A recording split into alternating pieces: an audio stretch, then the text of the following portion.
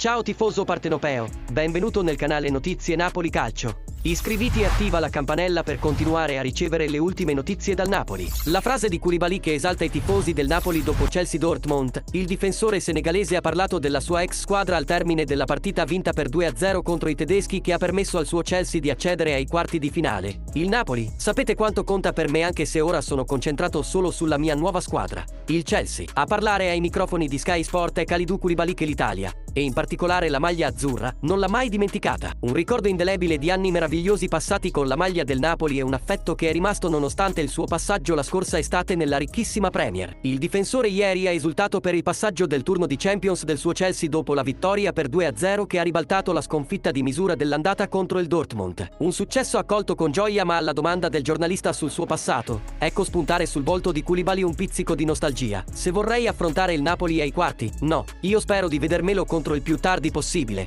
magari in finale a Istanbul. Lì sarebbe davvero bellissimo. Farei di tutto per provare a batterlo, ma sapere quanto affetto mi lega a quella terra, ha detto Koulibaly. Parole che sicuramente avranno fatto piacere ai suoi ex tifosi.